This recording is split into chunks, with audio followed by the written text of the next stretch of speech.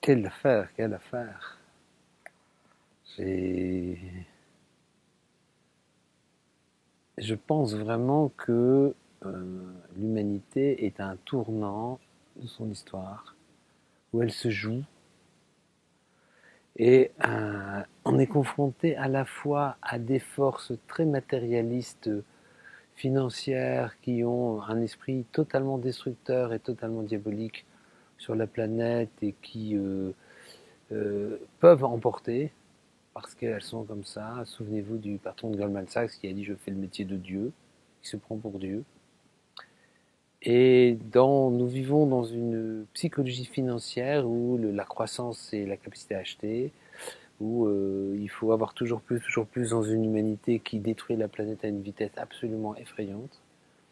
Et en même temps, il y a un éveil des consciences auquel chacun peut participer et qui est en quelque sorte une sorte de course contre la montre, entre la conscience et la destruction. La destruction qui peut s'appeler la bourse et les marchés, et la conscience qui aura son essence et sa puissance et sa ressource dans la spiritualité.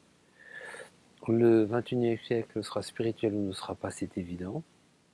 Et c'est vraiment mon souhait pour demain, et que toutes les personnes de bonne volonté, sans paraître un petit peu euh, idéalistes, toutes les personnes de bonne volonté puissent réunir leurs souhaits, leur volonté, leur énergie, leur action pour justement que cet aspect de conscience puisse retourner la situation.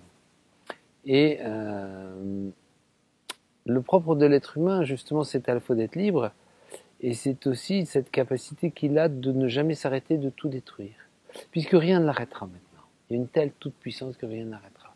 On détruit les espèces à une vitesse inimaginable, les abeilles disparaissent, il y a 80-90% des oiseaux, les moineaux, les rouges-gorges, etc., qui ont disparu, les chauves-souris disparaissent, ça va à une vitesse depuis 30 ans, depuis la toute-puissance boursière, toute la toute-puissance financière, et où effectivement tout est marchandisé, tout est matérialisé, et ce qui véritablement pourra sauver l'humanité, et la seule chose qui peut arrêter ce mouvement, c'est la conscience de dire mais que faisons-nous?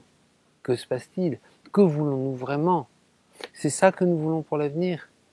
Et je souhaite aussi que tous ceux qui contribuent à la destruction puissent un jour être inspirés, puissent un jour avoir conscience de ce qui se passe, et qu'ils puissent être éclairés pour se rendre compte à un moment que les choses ne peuvent pas continuer comme ça. Et le souhait, vraiment, c'est qu'il puisse y avoir un retournement. Et il est temps, vraiment.